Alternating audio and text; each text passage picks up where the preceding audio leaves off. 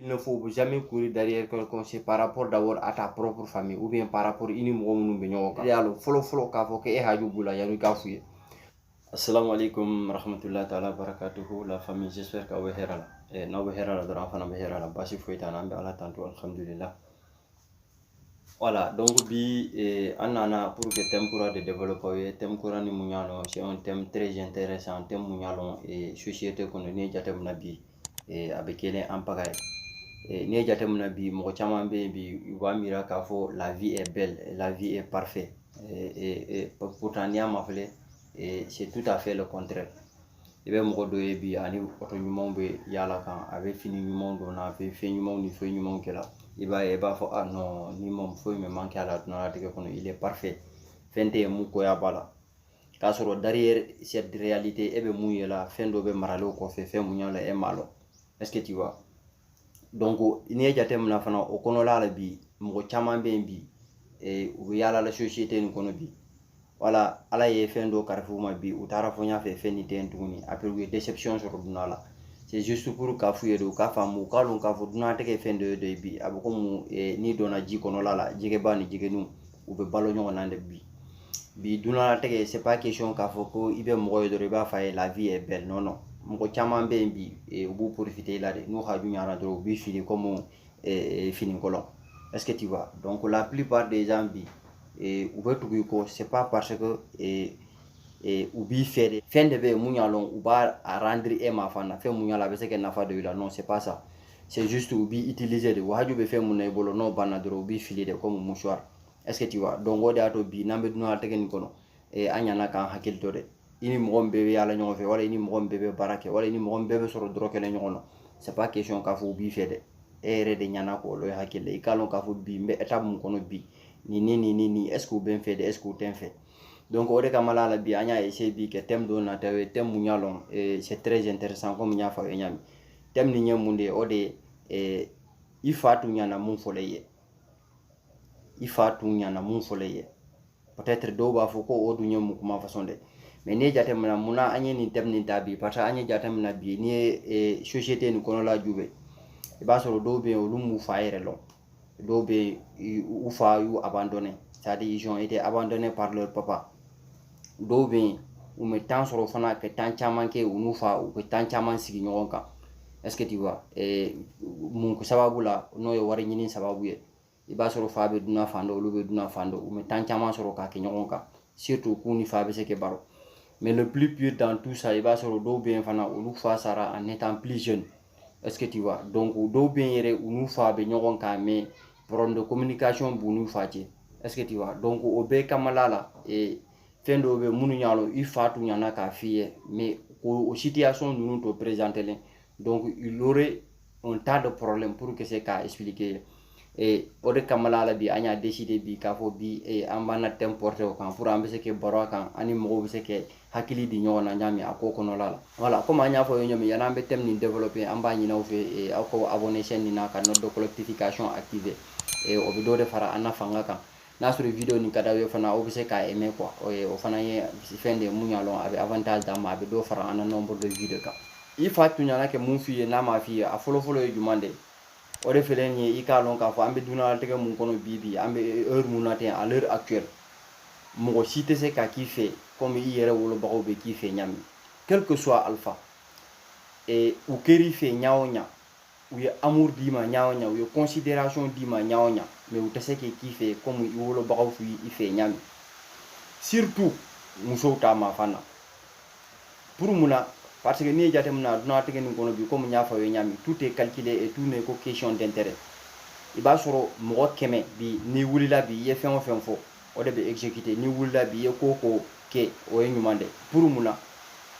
Parce que u ɲa bɛ fɛn de la i bolo, hali n'a sɔrɔ fɛn t'i bolo u ɲa bɛ fɛn de la i la, fɛn mun y'a la a bɛ se ka nafa lase olu ma, soit u b'i fɛ par rapport i la influence, soit i la nafolo, soit i bɛ se ka intérêt mun nati olu la égard la olu ma fana, soit i bɛ se k'u dɛmɛ mun ni mun na u la baaraw kɔnɔla la, o ɲɔgɔnnaw n'a ɲɔgɔnnaw. Donc o de y'a to bi société kɔnɔla la f'an k'a faamu de, an kana ye dɔrɔn k'a fɔ ko n bɛ nin poste carré la wala n bɛ nin niveau carré la mɔgɔ caman bɛ n fɛ donc nin bɛɛ bɛ n fɛ de jugu tɛ n na. Non, n'i y'o fɛ dɔrɔn i y'i yɛrɛ nɛgɛ. ita lon k'a fɔ ko u bɛɛ t'i fɛ fo ni lo min i donna problème kɔnɔ problème mun y'a lɔn c'est sérieux ni ala ma fara i kan o lɔn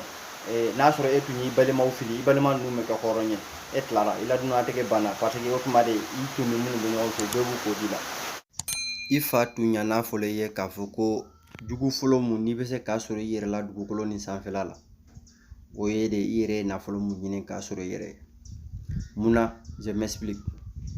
parce que i b'a ye bi mɔgɔw dɔw bɛ yen bi u bɛ sɔrɔ nafolo ɲini na pour que se que nafolo ɲini k'a sɔrɔ a jɛrilen b'u ye ko bɛɛ la u bɛ ko bɛɛ muɲa et puis u bɛ ko bɛɛ fana kɛ pour que nafolo sɔrɔ mais une fois u tagara f'u y'o nafolo nin sɔrɔ u bolo kɔnɔ o tuma i tun m'u mira yɔrɔ min u bɛna bɔ ni yen dɛ on a tendance k'a fɔ ko dunalatigɛ nin kɔnɔ nafolo a bɛ mɔgɔ yɛlɛma wala a bɛ mɔgɔ la jiko changer mais pour nde ça c'est pas vrai quoi parce que nafolo tɛ mɔgɔ changer a tɛ mɔgɔ jiko yɛlɛma nafolo a bɛ mɔgɔ la vrai caractère de yira vrai caractère ça veut dire quoi c'est à dire jiko mun tun bɛ mɔgɔ la kɛ kɔrɔ wala mɔgɔ jiko yɛrɛ ye mun ye nafolo b'o de labɔ i b'a sɔrɔ peut-être tuma ma tun t'a bolo a b'a mandu k'a yɛrɛ majigin k'a yɛrɛ bɛn mɔgɔw ma mais n'a tagara fa y'a sɔrɔ tuma min est-ce que tu vois il devient l'homme le plus indiscipliné l'homme le plus arrogant et l'homme le plus impoli sur terre mais pour nde il n'est pas devenu il était comme ça a tun b'o ɲa de mais c'est juste fantanya de b'a la o de y'a to a tun tɛ se ka a la caractère yira donc o de kama la an b'a fɔ ye i fa tun ɲana k'a fɔ ye k'a fɔ ko nafolo mun i b'a ɲini na i yɛrɛ ye k'a sɔrɔ o de ye jugu fɔlɔ ye dugukolo sanfɛ parce que yanni ke nafolo sɔrɔ i ni minnu bɛ tun bɛ haju la i ni minnu bɛ tun bɛ ko kɛ kabiri o nafolo nana e olu ye k'u fililen to i ye haju t'u la i mako t'u la hali n'u y'u kun ko f'i ye i b'a f'u la ko kɛ ca or ko yanni e ke ni nafolo sɔrɔ olu de tun minɛ e bɛ jɛ k'i la haju n'i la kow bɛ ɲɛnabɔ i fa tun ɲana k'a f'i ye k'a fɔ ko bi dugukolo sanfɛ yan mɔgɔ kelen mun bɛ yen wala mɔgɔ mun bɛ yen n'i bɛ se ka confiance sɔrɔ a la o y'i yɛrɛ dɛ à part i yɛrɛ kana confiance sɔrɔ mɔgɔ si la hali n'i bɛ confiance sɔrɔ mɔgɔ la kana da la ka dama tɛmɛ confiance dama tɛmɛlen foyi t'a kɔfɛ nimisa ko la an y'a ye mɔgɔ caman bɔra waritigiya la ka kɛ fantan ye confiance dama tɛmɛlen an y'a ye furu caman sara yan confiance dama tɛmɛlen an y'a ye du caman tire yan confiance dama tɛmɛlen a tun ɲana fɔlen ye fana k'a fɔ ko bi an bɛ dunnatigɛ mun kɔnɔ bi dunna tɛ foyi di mɔgɔ ma i ye fɛn o fɛn sɔrɔ bi i yɛrɛ de b'a ɲini k'a di i yɛrɛ ma a kɛra nafolo de ye o a kɛra bonya de ye o a kɛra dɔgɔyama de ye o a kɛra façon ye n'i y'a ye a bɛ tile n'i la dɔrɔn i yɛrɛ de y'a ɲini k'a la tile i yɛrɛ la parce que u ko de là où s'arrête ton respect commence le respect des autres u ko fana e bɛ fɛn o fɛn ɲini na a tɛ sɔrɔ a t'i le bolo ten à l'heure actuelle n'i y'a ye i b'a ɲini na a t'i bolo dɛ a bɛ mɔgɔ wɛrɛw de bolo donc i bɛ se ka mun de kɛ pour k'a sɔrɔ olu bolo a kɛ na e bolo donc f'i k'u bonya i kɛ kuma diman f'u ye i n'u ka jɛ baara la wala i n'u ka jɛ ko dɔ la mais ne ko e t'o si kɛ tu es devenu arrogant et impolitesse et imbécile donc avec tout ça e bɛ fɛ que dunna kɛ fɛn ɲumanw d'i ma wala kɛ fɛn positif lenw d'i ma o i b'i yɛrɛ sɛgɛn ne dɔrɔn mɔgɔ fana kɛ ni nɛgɛ la i t'a sɔrɔ donc dans la vie c'est donnant donnant n'i ye ɲuman di i bɛ ɲuman sɔrɔ n'i ye juguman di i bɛ juguman de sɔrɔ i fa tun ɲana k'o f'i ye malheureusement mun y'a to nag i ni fa la communication tɛ marché la kosɛbɛ mais a tun ɲana fɔlen ye k'a fɔ ko bi an bɛ dunna mun kɔnɔ à l'heure actuelle il ne faut pas courir derrière personne har n'a sɔrɔ a tigi bɛ baara de dili ma wala quelles que soient les situations de la vie il faut pas courir derrière personne mais nag i ye ko o ko ye fana exception bɛ sɔrɔ a la voilà donc o ye mun ye donc n'an ko il ne faut pas courir derrière personne donc o fana yɔrɔw bɛ yen dɛ mais nag yɔrɔ dɔw bɛ mun y'a lɔn il faut courir derrière quelqu'un comme par exemple mɔgɔ mun y'a lɔn bi a bɛ baara la il n'a pas le temps a la baara yɔrɔ yɛrɛ e yɛrɛ y'a lɔn exemple n'a ɲana kɛ monter 8 heures de a bɛ monter 7 heures n'a sɔrɔ a ɲana kɛ jigin 19 heures de ale bɛ continuer fo 20 heures n'a nana du kɔnɔ yɛrɛ des fois il est obligé que baara kɛ du kɔnɔ pour juste a bɛ se que temps de rattraper à la baara yɔrɔ la ɲami donc o mɔgɔ façon il a tendance à oublier les choses donc c'est pas question k'a fɔ k'i bɛ bori la nɔfɛ mais c'est juste il be to ka hakilu la jigi. Voilà, est-ce que tu vois au façon B. Mais nanko yoko il ne faut jamais courir derrière quelqu'un, c'est par rapport d'abord à ta propre famille ou bien par rapport ini mo munu be ñoka. Il ne faut pas courir derrière quelqu'un parce que inolu munu be ñoka olu yere de e haju folo olu yere de alo folo ka fo ke e haju bula yanu ka fuye parce que abu ñoka lombe ñabi la lombe har na auto ñoka o bila situation kalama. Mais est-ce que c'est l'appel ikena ka fuye une fois, deux fois, trois fois ou bien une fois ka fuye haju be ni na ay demandi na wala ni meni ke ni ñente se ke ni soro. Est-ce que tu vois? Donc ni tara fo isere au niveau là ino mo façon mieux vaut iki la distance mona iki yere long ikalo i bora yoromi ani be takala yoromi donc i bora yoromi ikalo yende ke jang i takala yoromi donc duna take kira nyawnya iye ko e hapude wala mais que sorotu dom ko pada bang ko ni kari sate ndete ke ni wala ni kari sate ndete ni soro o te kelen duna kono i fatu nyana fo le fana ka fo ko ni takara fo duna te gele ay boro yoro gele ay bolo i dona fen fen no abe gele ay bolo wala be so ñabe fendo la ka kiya e bita fo yoro do la be gele bolo itara fo espoir ti etuni donc oro ifatu ñana ka fiye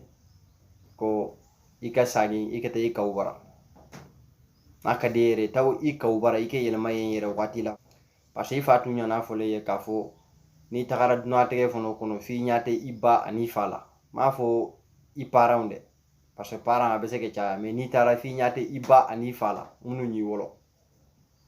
mo folo munu be nu bese ke hinayla o yi kawde quel que soit alpha i bese ke ko diminen kula wala i bese ke ko kula ko munyala bu toro ko sobe mais c'est juste ils sont les seules personnes munu ñalo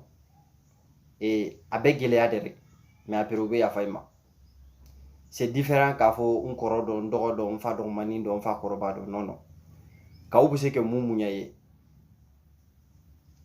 aba apari wolo baga fla o mo rete munu be se ka munya ye o de ata amba fo souvent do be u ta bo problème soro ula duna ta ke kono talo be munke do be o don do mina do be o ta fen kunta ni fen kunta na mais c'est juste ambe se ne be se ke conseil mun daw ma bi na soro yi kawdo lo munya lo abe bolole igarala ibaye baby game fale quel que soit har nasoro awte benende a essayer dro ki garala ikay abi kumbe nyami ani ni mo to bi kumbe nyami nasoro kelende do dorembe dambe fe ka fara kan ifatu nyana ka fi fana ka foko e dunala tege kono kana amina ka foko ni wari tembolo dro nte fenya wala ni wari tembolo nte mo c'est-à-dire il ne faut pas faire l'argent ton objectif de vie mais il faut chercher l'argent pour vivre juste ibe wari ñini pour c'est juste ikese ka balo ikese ki haju jara mais keni la duna tege ta ka dulon wari la enya bi o mo de be kelen bi a chama surtout a musoman nu la duna tege ta ka dulon wari la taro kena ka wari soro fente duna tege kono tuguni buba muma odo ba ke do be prostitution ke ode ke ku yere fere do be fente buba ma ye fen fen propose yo be so ama juste ou que se ka wari soro dro ode kono la wati do tamira ambaya mi la ko Dubai porta poti awuta Dubai awni musobe awni denube jene yake wala awni wulube jene yake wala ñogome ni kirikara o baw sara million na soit o ko fela la fana anyame Zimbabwe fana ka foko do be o bata o sen kono ni kumba de fere wala o sen kono ni lagare o bata o million duma wala milliard donc o façon de be nunu nati ko ambi video la danya fo sen were mais comment nya fo nyam video dam na la yaran kala danya amba fo vraiment akoy aw jija ko abonné sen na ka nodo notification activer surtout ni mo follow de ka na video jube amba nyini fe ko sobe ki abonné ana chaîne na ka nodo notification ni activer na sur video ni fana na diari amba nyini fe ka aimer ni a aimer ba partager et que pour mo chama be se ka soro nyam en même temps fana aw bise ke suggestion munun kanyo ode aw bise ke conseil munun dama ana aw bise ke har critique munun ke fana aw bise ka abla ni commentaire la duguma la pour juste aw bise ke do fara ana évolution de kan ani para munun ke pour ana chaîne be améliorer nyami donc o roban fe ko so be ka suggerer la aw munun la aw bana video jubela